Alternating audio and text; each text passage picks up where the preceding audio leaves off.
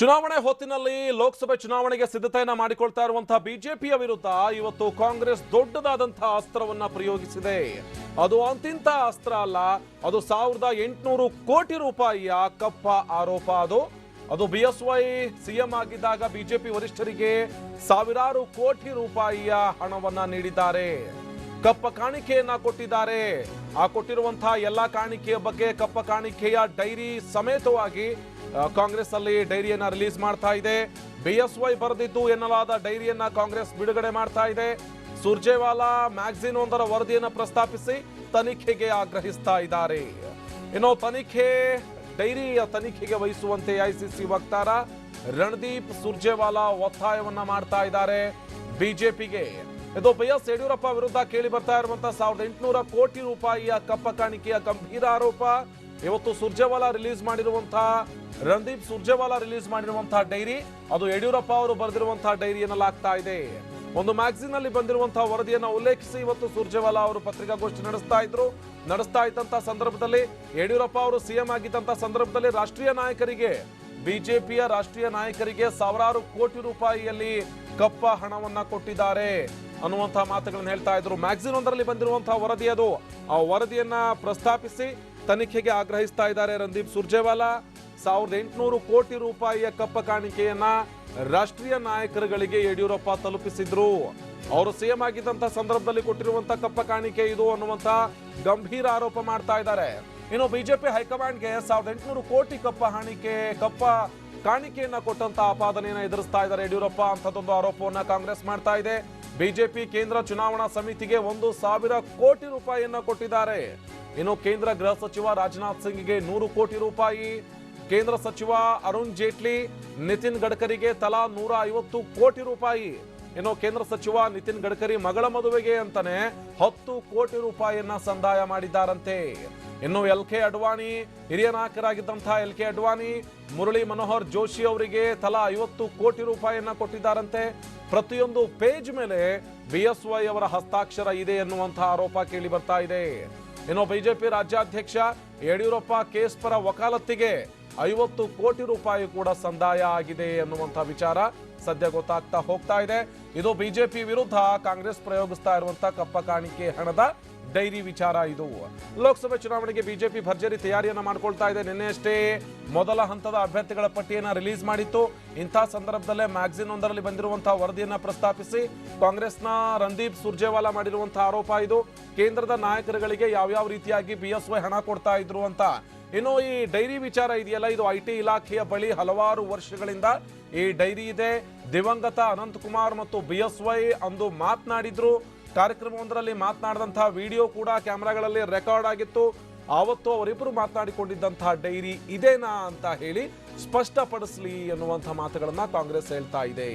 ಇನ್ನು ಡೈರಿ ವಿಚಾರಕ್ಕೆ ಸಂಬಂಧಪಟ್ಟ ಹಾಗೆ ಸತ್ಯಾಸತ್ಯತೆ ಏನು ಅನ್ನೋದು ಗೊತ್ತಾಗಬೇಕು. ಹೀಗೆ ಗೊತ್ತಾಗಬೇಕು ಅಂದ್ರೆ ಸೂಕ್ತವಾದಂತಹ ತನಿಖೆ ನಡೀಬೇಕು. ಬಿಜೆಪಿ ನಾಯಕರಿಗೆ ಎಐಸಿಸಿ ವಕ್ತಾರ ರಣದೀಪ್ ಸುರ್ಜೇವಾಲಾ ಒತ್ತಾಯವನ್ನ ಮಾಡ್ತಾ ಇದ್ದಾರೆ. ಇದು ಡೈರಿ ವಿಚಾರಕ್ಕೆ ಸಂಬಂಧಪಟ್ಟ ಹಾಗೆ ಇವತ್ತು ಕಾಂಗ್ರೆಸ್ ಬಿಜೆಪಿ ವಿರುದ್ಧ ಪ್ರಯೋಗಿಸಿರುವಂತಹ ಅಸ್ತ್ರ ಇದು. ಅದು ಬಿಎಸ್ ಯಡಿಯೂರಪ್ಪ ಸಿಎಂ ಆಗಿದ್ದಂತಹ ಸಂದರ್ಭದಲ್ಲಿ ರಾಷ್ಟ್ರೀಯ ನಾಯಕರುಗಳಿಗೆ ಯಾವ್ಯಾವ ರೀತಿಯಾಗಿ ಬಿಜೆಪಿ ಹೈಕಮಾಂಡ್ಗೆ ಯಾವ್ಯಾವ ರೀತಿಯಾಗಿ ಹಣ ಸಂದಾಯ ಮಾಡ್ತಾ ಇದ್ರು, ಯಾವ್ಯಾವ ನಾಯಕರಿಗೆ ಎಷ್ಟೆಷ್ಟು ಕೊಟ್ಟಿದ್ರು, ಯಾವ್ಯಾವ ನಾಯಕರಿಗೆ ಎಷ್ಟೆಷ್ಟು ಹಣ ಸಂದಾಯ ಮಾಡಿದ್ರು, ಈ ಎಲ್ಲಾ ವಿಚಾರಗಳು ಕೂಡ ಡೈರಿಯಲ್ಲಿ ಬರೆದಿಟ್ಟಿದ್ದಾರೆ. ಅದೇ ಡೈರಿಯೇ ಯಡಿಯೂರಪ್ಪ ಅವರು ಬರೆದಿರುವಂತಹ ಡೈರಿ ಐಟಿ ಇಲಾಖೆಯ ಮುಂದಿದೆ. ಸೂಕ್ತವಾದಂತಹ ತನಿಖೆ ಆಗಬೇಕು ಅನ್ನುವಂತಹ ಒತ್ತಾಯವನ್ನ ಕಾಂಗ್ರೆಸ್ ಮಾಡ್ತಾ ಇದೆ. ಇದೇ ವಿಚಾರಕ್ಕೆ ಸಂಬಂಧಪಟ್ಟ ಹಾಗೆ ನಮ್ಮ ಪ್ರತಿನಿಧಿ ಪ್ರಮೋದ್ ನೇರ ಸಂಪರ್ಕದಲ್ಲಿ ಜಾಯ್ನ್ ಆಗಿದ್ದಾರೆ. ಪ್ರಮೋದ್, ಒಂದು ವಿಚಾರವನ್ನ ಗಮನಿಸ್ತಾ ಹೋಗ್ತಾ ಇದ್ವಿ. ಆ ಡೈರಿಯಲ್ಲಿ ಬರೆದಿರುವಂತಹ ಪ್ರತಿಯೊಂದು ಅಕ್ಷರವೂ ಕೂಡ ಯಡಿಯೂರಪ್ಪ ಅವರು ಬರೆದಿರುವಂತಹ ಅಕ್ಷರಗಳೇ ಎನ್ನುವಂತಹ ಮಾತುಗಳನ್ನ ಅಲ್ಲಿ ಕಾಂಗ್ರೆಸ್ ಹೇಳ್ತಾ ಇದೆ. ಜೊತೆಗೆ ಯಾವುದೋ ಒಂದು ಮ್ಯಾಗಝಿನ್ ಮಾಡಿದಂತಹ ವರದಿಯನ್ನ ಪ್ರಸ್ತಾಪ ಮಾಡಿ ಇವತ್ತು ಅದನ್ನು ಹೇಳ್ತಾ ಇದ್ದಾರೆ, ಇಲ್ಲ 1800 ಕೋಟಿಗೂ ಅಧಿಕ ರೂಪಾಯಿಯನ್ನ ಅವರು ಹೈಕಮಾಂಡ್ಗೆ ಸಂದಾಯ ಮಾಡಿದ್ರು ಅಂತ. ಇನ್ನೊಂದು ವಿಚಾರ, ಐಟಿ ಇಲಾಖೆಯ ಮುಂದಿದೆ ಈ ಡೈರಿ ಎನ್ನುವಂತಹ ವಿಷಯವನ್ನು ಕೂಡ ಪ್ರಸ್ತಾಪ ಮಾಡಿದ್ದಾರೆ. ಹಾಗಿದ್ರೆ ಯಾವ ಡೈರಿ ವಿಚಾರ ಐಟಿ ಇಲಾಖೆಯ ಮುಂದಿದೆ? ಇವತ್ತು ಕಾಂಗ್ರೆಸ್ ಹೇಳ್ತಾ ಇರುವಂತಹ ಡೈರಿ ಯಾವುದು ಪ್ರಮೋದ್?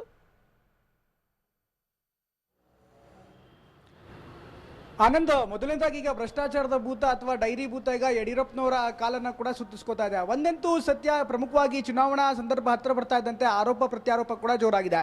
ಈಗ ಕಾಂಗ್ರೆಸ್ ಏನು ಪ್ರಸ್ತಾಪ ಮಾಡ್ತಾ ಇದೆ ಡೈರಿಯ ವಿಚಾರ, ಅದು ಇವತ್ತಿನ ಅಥವಾ ನಿನ್ನೆಯ ಡೈರಿ ಅಲ್ಲ. ಹಿಂದೆ ಮುಖ್ಯಮಂತ್ರಿ ಆಗಿದ್ದಂತಹ ಸಂದರ್ಭದಲ್ಲಿ, ಯಡಿಯೂರಪ್ಪನವರು ಮುಖ್ಯಮಂತ್ರಿ ಆದಂತಹ ಸಂದರ್ಭದಲ್ಲಿ ಅಂದಿನ ಪಾರ್ಟಿ ಅಧ್ಯಕ್ಷರಿರ್ಬೋದು, ಅಂದಿನ ಪಾರ್ಟಿಯ ನಾಯಕರುಗಳಿಗೆ, ಈಗಿನ ಹಾಲಿ ಸಚಿವರು ಕೂಡ ಹೌದು, ಅಂತಹ ರಾಷ್ಟ್ರೀಯ ನಾಯಕರುಗಳಿಗೆ ಹಣ ಸಂದಾಯ ಮಾಡಿದ್ದಾರೆ ಅನ್ನುವಂಥ ಒಂದು ಡೈರಿಯನ್ನು ಈಗಾಗಲೇ ಕಾಂಗ್ರೆಸ್ ಪ್ರದರ್ಶನ ಮಾಡ್ತಾ ಇದೆ. ಕಾಂಗ್ರೆಸ್ ಇವತ್ತಿನ ಪತ್ರಿಕಾಗೋಷ್ಠಿಯಲ್ಲಿ ರಣದೀಪ್ ಸುರ್ಜೇವಾಲಾ ಅವರು ಈಗಾಗಲೇ ಪ್ರಕಟ ಮಾಡಿರುವಂತಹ ಡೈರಿ ಏನಿದೆ ಅಥವಾ ಅವರು ತೋರಿಸ್ತಾ ಇರುವಂತಹ ಡೈರಿ ಏನಿದೆ, ಅದರಲ್ಲಿ ಪ್ರಮುಖ ಅಂತ ಆರೋಪ ಅಂದ್ರೆ 1800 ಕೋಟಿ ರೂಪಾಯಿ ಅಷ್ಟು ಹಣವನ್ನ, ಅಂದ್ರೆ 1800 ಕೋಟಿ ರೂಪಾಯಿ ಅಷ್ಟು ಹಣವನ್ನ ಯಡಿಯೂರಪ್ಪನವರು ಬಿಜೆಪಿಯ ಹೈಕಮಾಂಡ್ಗೆ ಅಥವಾ ಬಿಜೆಪಿಯ ಅಂದಿನ ನಾಯಕತ್ವಕ್ಕೆ ನೀಡಿದ್ದಾರೆ ಅನ್ನೋದು ಮೊದಲನೇ ಆರೋಪ. ಅದ್ರ ಜೊತೆಗೆ ಯಾರ್ಯಾರಿಗೆ ನೀಡಿದ್ದಾರೆ ಅನ್ನುವಂಥದ್ದು ಕೂಡ ಲಿಖಿತವಾಗಿ ಬರೆದಿದ್ದಾರೆ. ಆ ಡೈರಿಯಲ್ಲಿ ಅವರ ಹಸ್ತಾಕ್ಷರದಲ್ಲೇ ಬರೆದಿದ್ದಾರೆ ಅನ್ನುವಂಥದ್ದು. ಒಂದು LK ಅಡ್ವಾಣಿ ಅವರ ಹೆಸರಿದೆ, ಮುರಳಿ ಮನೋಹರ್ ಜೋಶಿ ಅವರ ಹೆಸರಿದೆ, ನಿತಿನ್ ಗಡ್ಕರಿ ಅವರ ಹೆಸರಿದೆ, ರಾಜನಾಥ್ ಸಿಂಗ್ ಅವರ ಹೆಸರಿದೆ. ಇದೆಲ್ಲವನ್ನೂ ಕೂಡ ನೋಡ್ತಾ ಇದ್ರೆ ಹಿಂದೆ ಯಾವತ್ತೂ ಆಗಿರುವಂಥ ಡೈರಿ. ಈ ಡೈರಿಗೆ ಸಂಬಂಧಪಟ್ಟಂತೆ ಅವರೇ ಅಂದರೆ ಯಡಿಯೂರಪ್ಪನವರೇ ಲಿಖಿತವಾಗಿ ಬರೆದು ಪ್ರತಿ ಪೇಜಲ್ಲೂ ರುಜು ಹಾಕಿದ್ದಾರೆ ಅನ್ನುವಂಥದ್ದು ಕಾಂಗ್ರೆಸ್ ಮಾಡ್ತಾ ಇರುವಂಥ ಆರೋಪ. ಜೊತೆಗೆ ಇದೆಲ್ಲವೂ ಕೂಡ ಹಣ ಸಂದಾಯ ಆಗಿದೆ. ಹಿಂದೆ ದಿವಂಗತ ಅನಂತಕುಮಾರ್ ಅವರು ಒಂದು ಪತ್ರಿಕಾಗೋಷ್ಠಿಯ ಸಂದರ್ಭದಲ್ಲೇ ಇದ್ರ ಬಗ್ಗೆ ಮಾತನಾಡಿದ್ರು. ನಾವು ಕೂಡ ನೀಡಿದ್ವಿ ಅನ್ನುವಂಥ ಮಾತನ್ನು ಹೇಳಿ ಎಲ್ಲೊಂದು ಕಡೆ ಕನ್ಫ್ಯೂಸ್ ಮಾಡಿದ್ರು ಅನ್ನುವಂಥದ್ದು ಈಗ ಕಾಂಗ್ರೆಸ್ ಮಾಡ್ತಾ ಇರುವಂಥ ಆರೋಪ. ಈ ಆರೋಪಗಳನ್ನು ನೋಡ್ತಾ ಇದೆ ಅಂದರೆ ಒಂದು ಕಡೆ ಕಾಂಗ್ರೆಸ್ ಏನು ಹೇಳ್ತಾ ಇದೆ, ಎಲ್ಲ ಆಗಿದ್ರೂ ಕೂಡ 2017ರಿಂದ ಕೂಡ ಇದು ಅಸ್ತಿತ್ವದಲ್ಲಿದೆ. ಈ ಡೈರಿ ಅದಕ್ಕೂ ಮೊದಲು ಕೂಡ ಅಸ್ತಿತ್ವದಲ್ಲಿತ್ತು. ಆದರೂ ಕೂಡ ಮೋದಿ ಇದ್ರ ಬಗ್ಗೆ ಚಕಾರ ಎತ್ತಾ ಇಲ್ಲ ಅಥವಾ IT ಇಲಾಖೆಗೆ ಈ ಒಂದು ಡೈರಿಯ ತನಿಖೆಯನ್ನು ಮಾಡೋದಕ್ಕೆ ಸೂಚಿಸ್ತಾ ಇಲ್ಲ ಅನ್ನುವಂಥದ್ದು ಈಗ ಕಾಂಗ್ರೆಸ್ ಮಾಡ್ತಾ ಇರುವಂಥ ಆರೋಪ. ಇದು ಕಾಂಗ್ರೆಸ್ನ ಒಂದು ಆರೋಪ. ಆದರೆ ಇದರ ಗಂಭೀರ ಬಗ್ಗೆ ಕೂಡ ಬಿಜೆಪಿ ಪ್ರಶ್ನೆ ಮಾಡಿದೆ. ಒಂದು, ಟೈಮಿಂಗ್. ಚುನಾವಣಾ ಸಂದರ್ಭದಲ್ಲಿ ಈ ರೀತಿ ಈ ಡೈರಿಯನ್ನು ಬಿಡುಗಡೆ ಮಾಡಿದ್ದು ಅಂದರೆ ಈಗ ಕಾಂಗ್ರೆಸ್ ಒಂದು ಕಡೆ ಹೇಳ್ತಾ ಇದೆ 2017ರಿಂದ ಈ ಡೈರಿ ಇದೆ ಅಂತ. 2017ರಿಂದ ಡೈರಿ ಇದ್ರೂ ಕೂಡ ಕಾಂಗ್ರೆಸ್ ಇದ್ರ ಬಗ್ಗೆ ಮಾಹಿತಿ ಇದ್ದದ್ದೇ ಆದಲ್ಲಿ ಯಾಕೆ ಸುಮ್ಮನೆ ಇತ್ತು ಅನ್ನುವಂಥದ್ದು ಒಂದು ಪ್ರಶ್ನೆ. ಇದ್ರ ಜೊತೆಗೆ ಆ ಡೈರಿಯ ಸತ್ಯಾಸತ್ಯತೆ ಬಗ್ಗೆ ಕೂಡ ಇವತ್ತು ಯಡಿಯೂರಪ್ಪನವರು ಪ್ರಶ್ನೆ ಮಾಡಿದ್ದಾರೆ.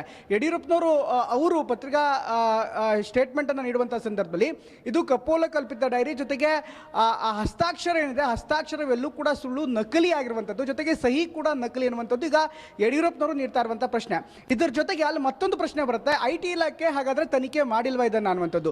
ಯಡಿಯೂರಪ್ಪನವರ ಸ್ಟೇಟ್ಮೆಂಟ್ ಅನ್ನು ಆಧರಿಸೋದಾದ್ರೆ ಯಡಿಯೂರಪ್ಪನವರು ತಮ್ಮ ಪತ್ರಿಕಾ ಹೇಳಿಕೆಯಲ್ಲಿ ಹೇಳ್ತಾರೆ, ಈಗಾಗಲೇ IT ಇಲಾಖೆ ತನಿಖೆ ಮಾಡಿ ಇದು ಏನೂ ಇಲ್ಲ, ಫೇಕ್ ಅಂತ ಹೇಳಿರುವಂತಹ ದಾಖಲೆಗಳನ್ನ ಈಗ ಕಾಂಗ್ರೆಸ್ ಪ್ರದರ್ಶನ ಮಾಡಿ ಯಾವುದೇ ಪ್ರಮುಖವಾದಂಥ ವಿಚಾರಗಳನ್ನ ಅವರಿಗೆ ಮಾತಾಡೋದಕ್ಕೆ ಇಲ್ಲ. ಈ ಕಾರಣಕ್ಕೋಸ್ಕರ ಇಂಥ ನಕಲಿ ದಾಖಲೆಗಳನ್ನ ಮುಂದಿಟ್ಕೊಂಡು ಈ ರೀತಿ ಸುಳ್ಳು ಆರೋಪ ಮಾಡ್ತಾ ಇದೆ ಅಂತ ಬಿಜೆಪಿಯ ಒಂದು ಆರೋಪ. ಹೀಗಾಗಿ ಸದ್ಯದ ಮಟ್ಟಿಗಂತೂ ಈ ಡೈರಿ ಚರ್ಚೆ ಆಗ್ತಾ ಇದೆ. ಆದರೆ ಇದರ ಸತ್ಯಾಸತ್ಯತೆ, ಗಂಭೀರತೆ, ಇದನ್ನ ಯಾವ ರೀತಿ ಸ್ವೀಕರಿಸಬೇಕು ಅನ್ನೋದು ಕೂಡ ಇನ್ನಷ್ಟು ಸಾಕಷ್ಟು ಪ್ರಶ್ನೆ ಇರುತ್ತೆ. ಯಾಕಂದ್ರೆ ಕಾಂಗ್ರೆಸ್ನವ್ರಿಗೂ ಕೂಡ ಒಂದು ಪ್ರಶ್ನೆ ಸಹಜವಾಗಿರುತ್ತೆ, ಇಷ್ಟು ದಿನ ಆಗಿದ್ರು ಕೂಡ ಯಾಕೆ ಸುಮ್ಮನೆ ಇದ್ರಿ, ಜೊತೆಗೆ ಈಗಾಗಲೇ IT ಇಲಾಖೆ ತನಿಖೆ ಆಗಿದೆ ಅಂತ ಯಡಿಯೂರಪ್ಪನವರು ಅಥವಾ ಬಿಜೆಪಿ ಹೇಳ್ತಾ ಇದೆ, ಅದರ ಸತ್ಯಾಸತ್ಯತೆ ಏನು? ಹಾಗಾದ್ರೆ ಇಷ್ಟೆಲ್ಲ ಆಗಿದ್ರು ಕೂಡ 1800 ಕೋಟಿ ರೂಪಾಯಿ ಅಂತ ಡೈರಿಯಲ್ಲಿ ಬರೆದಿದ್ದ ತಕ್ಷಣ ಒಂದ್ ಕಡೆ ಗೋವಿಂದ ರಾಜ್ ಅವರ ಡೈರಿ ಇರ್ಬೋದು ಅಥವಾ ಇನ್ನಿತರ ಡೈರಿಯನ್ನು ಅವರು ಡಿಫೆಂಡ್ ಮಾಡುವಂತ ಸಂದರ್ಭದಲ್ಲಿ ಅದಕ್ಕೆ ಯಾವುದೇ ರೀತಿಯಂತ ಬೆಲೆ ಇಲ್ಲ ಅನ್ನುವಂಥದ್ದು ಕೂಡ ಇದೇ ಕಾಂಗ್ರೆಸ್ ಹೇಳುತ್ತೆ. ಬೇರೆ ಬೇರೆ ಪ್ರಕರಣದಲ್ಲೂ ಕೂಡ ಈ ಡೈರಿ ವಿಚಾರಕ್ಕೆ ಸಂಬಂಧಪಟ್ಟಂತೆ ಕಾಂಗ್ರೆಸ್ನ ನಿಲುವು ಬೇರೆ ಎದ್ದಾಗಿದೆ. ಹೀಗಾಗಿ ಯಡಿಯೂರಪ್ಪನವ್ರ ವಿಚಾರಕ್ಕೆ ಸಂಬಂಧಪಟ್ಟಂತೆ ಯಾವ ರೀತಿ ತನಿಖೆ, ಇದೆಲ್ಲವೂ ಕೂಡ ಸಾಕಷ್ಟು ಪ್ರಶ್ನೆ ಇದೆ.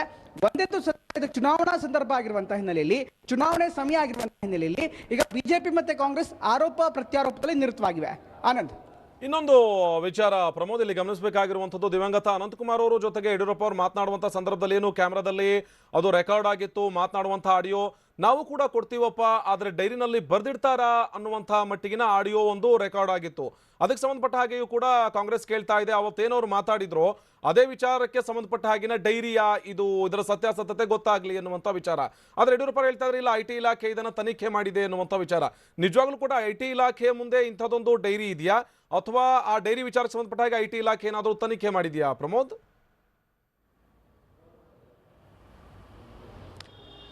ಆನಂದ್, ಈಗ IT ಇಲಾಖೆ ಈ ಡೈರಿ ತನಿಖೆ ಆಗಿದೆಯಾ ಆಗಿಲ್ವಾ ಅನ್ನೋದು IT ಇಲಾಖೆ ಒಂದು ಸ್ಪಷ್ಟನೆ ಕೊಡಬೇಕಾಗತ್ತೆ. ಮುಂದಿನ ಸಂದರ್ಭದಲ್ಲಿ ಯಾರು IT ಇಲಾಖೆ ಕದೆ ತಡೆದಂಥ ಸಂದರ್ಭದಲ್ಲಿ ಅಥವಾ IT ಇಲಾಖೆ ಇದನ್ನೇ ಸುಮೋಟೋ ಆಗಿ ತಗೊಂಡಂಥ ಸಂದರ್ಭದಲ್ಲಿ ಇದರ ಸತ್ಯಾಸತ್ಯತೆ ಅಥವಾ ಕಾಂಗ್ರೆಸ್ನವರು ಅದನ್ನು IT ಇಲಾಖೆ ಕೊಡ್ಬೋದು. ಇಷ್ಟು ದಿನ ಹೇಳ್ತಾ ಇದ್ರು IT ಇಲಾಖೆ ತನಿಖೆ ಮಾಡಿಲ್ಲ ಅಂತ. ಹಾಗಾದ್ರೆ ಇವ್ರ ಬಳಿ ದಾಖಲೆ ಇದ್ದಿದ್ದಾಗಿದ್ರೆ ಖಂಡಿತವಾಗ್ಲೂ ಈಗಲೂ IT ಇಲಾಖೆ, if it is really genuine ಆಗಿದ್ದಂಥ ಸಂದರ್ಭದಲ್ಲಿ IT ಇಲಾಖೆ ಕೊಟ್ಟರೆ ಖಂಡಿತವಾಗ್ಲೂ ಅವರಿಗೆ ತನಿಖೆ ಮಾಡುವಂಥ ಎಲ್ಲ ಮುಕ್ತ ಅವಕಾಶಗಳಿರುತ್ತೆ. ಆದರೆ ಈಗ ಯಡಿಯೂರಪ್ಪನವರ ಸ್ಟೇಟ್ಮೆಂಟ್ಗಳನ್ನು ಹೇಳೋದಾದ್ರೆ ಅಥವಾ ಅದರ ಉಲ್ಲೇಖವನ್ನು ಮಾಡೋದಾದ್ರೆ ಈಗಾಗಲೇ ಯಡಿಯೂರಪ್ಪನವ್ರು ಹೇಳ್ತಾ ಇದ್ದಾರೆ ಹಿಂದೆ ಇದ್ರ ಬಗ್ಗೆ ತನಿಖೆ ಆಗಿ ಹೋಗಿದೆ, ತನಿಖೆ ಆಗಿ ಕ್ಲೀನ್ ಚೀಟ್ ಸಿಕ್ಬಿಟ್ಟಿದೆ. ತನಿಖೆ ಸಂದರ್ಭದಲ್ಲಿ ಈಗ ಎಲ್ಲೂ ಕೂಡ ಎಲ್ಲ ದಾಖಲೆಗಳು ಫೇಕ್ ಅಂತ ಸ್ವತಃ IT ಇಲಾಖೆನೇ ಹೇಳಿದೆ ಅಂತ ಯಡಿಯೂರಪ್ಪನವರು ವಾದವನ್ನ ಮಂಡಿಸ್ತಾ ಇದ್ದಾರೆ. ಆದ್ರೆ ಕಾಂಗ್ರೆಸ್ ಇದಕ್ಕೆ ಪ್ರತಿಯಾಗಿ ಮೋದಿಯವರೇ ಇದೆಲ್ಲವನ್ನು ಕೂಡ ಮುಚ್ಚಿಡಿದ್ದಾರೆ ಅಥವಾ ಬಿಜೆಪಿಯವರು ಇದನ್ನ ಎಲ್ಲೊಂದ್ ಕಡೆ ದೂರದಲ್ಲಿ ಇಟ್ಟಿದ್ದಾರೆ ಅಥವಾ ಕಣ್ಣ ಮುಚ್ಚಾಲೆ ಆಡ್ತಿದ್ದಾರೆ ಅನ್ನುವಂಥದ್ದು ಕಾಂಗ್ರೆಸ್ ಮಾಡ್ತಾ ಇರುವಂತ ಆರೋಪ. ಹೀಗಾಗಿ ಈ ಒಂದು ವಿಚಾರಕ್ಕೆ ಸಂಬಂಧಪಟ್ಟಂತೆ ಡೈರಿಗೆ ಏನು ಪ್ರದರ್ಶನ ಆಗಿದೆ, ಯಡಿಯೂರಪ್ಪನವರ ಮಾತು ಪ್ರಕಾರ ಇದೆಲ್ಲವೂ ಕೂಡ ಕೈ ಬರಹ ಏನಿದೆ ಅದೆಲ್ಲವೂ ಕೂಡ ನಕಲಿ ಅಂತ ಹೇಳ್ತಾರೆ. ಒಂದ್ ಕಡೆ ಕಾಂಗ್ರೆಸ್ ಹೇಳ್ತಾ ಇದೆ ಅದರಲ್ಲಿ ಯಡಿಯೂರಪ್ಪನವರ ಸಹಿನೇ ಇದೆ ಅಂತ ಕಾಂಗ್ರೆಸ್ ವಾದ ಮಾಡ್ತಾ ಇದೆ. ಆದ್ರೆ ಸಹಜವಾಗಿ ಕೇಳಿಬರ್ತಾ ಇರುವಂತಹ ಪ್ರಶ್ನೆ ಅಂದ್ರೆ ಈಗ ಬಿಜೆಪಿ ವಲಯದಲ್ಲಿ ಅಥವಾ ಕಾಂಗ್ರೆಸ್ ವಲಯದಲ್ಲಿ ರಾಜಕೀಯ ವಲಯದಲ್ಲಿ ಸಹಜವಾಗಿ ಕೇಳಿಬರ್ತಾ ಇರುವಂತಹ ಪ್ರಶ್ನೆ ಅಂದ್ರೆ ಯಾರೇ ಡೈರಿಯಲ್ಲಿ ಬರ್ದಿದ್ರು ಕೂಡ ಕೆಳಗಡೆ ಪೇಜ್ಗೆ ಯಾಕೆ ಸಹಿ ಮಾಡ್ತಾರೆ ಅನ್ನುವಂಥದ್ದು ಒಂದು ಸಹಜವಾಗಿ ಪ್ರಶ್ನೆ. ಅಂದ್ರೆ ಯಾರೇ ಆಗಿದ್ರು ಕೂಡ ಅದನ್ನ ಅವರ ಮಾನಿಟರಿಂಗ್ ಅಥವಾ ಅವರಿಗೋಸ್ಕರ ಇದೆಲ್ಲವೂ ಕೂಡ ವ್ಯಾವಹಾರಿಕವಾಗಿ ನೋಡೋದೇ ಆದ್ರೆ ಅವರ ವ್ಯವಹಾರದ ದೃಷ್ಟಿಯಲ್ಲಿ ಇದೆಲ್ಲವೂ ಕೂಡ ಬರ್ದಿಟ್ಕೊಂಡು ಖಾಸಗಿ ಡೈರಿಯಲ್ಲಿ ಬರ್ದಿಟ್ಕೊಂಡಿದ್ದೇ ಆಗಿದ್ರೆ ಪ್ರತಿ ಪೇಜಲ್ಲಿ ಸಹಿ ಹಾಕುವಂತ ಅಗತ್ಯತೆ ಏನಕ್ಕಿದೆ ಅಂತಂದ್ರೆ ಈಗ ಯಾವುದೇ ವ್ಯಕ್ತಿ ಅವನ ವ್ಯವಹಾರಕ್ಕೋಸ್ಕರ ಒಂದು ಬರ್ದಿಟ್ಕೊಂಡ್ರೆ ಆತ ಬರ್ದಿಟ್ಕೊಂಡಿರ್ತಾನೆ, ಆತನೇ ಬರ್ದಿದ್ರೆ ಅಂದ್ರೆ ಅವನ ಹಸ್ತಾಕ್ಷರದಲ್ಲೇ ಬರ್ದಿದ್ರೆ ಆತನಿಗೆ ಗೊತ್ತಿರುತ್ತೆ ಇದು ಖಾಸಗಿ ವ್ಯವಹಾರವೇ ಆಗಿದ್ದಲ್ಲಿ. ಅಂತ ಸಂದರ್ಭದಲ್ಲಿ ರುಜುವಾತು ಅಥವಾ ಅದನ್ನು ರುಜುವು ಮಾಡೋದಕ್ಕೆ ಹಸ್ತಾಕ್ಷರ ಯಾಕೆ ಹಾಕಬೇಕು ಅನ್ನೋದು ಒಂದು ಸಹಜವಾಗಿ ಕೇಳ್ಬರ್ತಾ ಇರುವಂಥ ಪ್ರಶ್ನೆ. ಹೀಗಾಗಿ ಇಲ್ಲೂ ಕೂಡ ಸಾಕಷ್ಟು ಹೈಡ್ರಾಮಾಗಳಿದೆ, ಜೊತೆಗೆ ಹೈಪೋಥೆಟಿಕಲ್ ಆಗಿರುವಂಥ ಕೆಲವೊಂದು ಸಿಚುವೇಶನ್ಗಳು ಕೂಡ ನಿರ್ಮಾಣ ಆಗಿದೆ.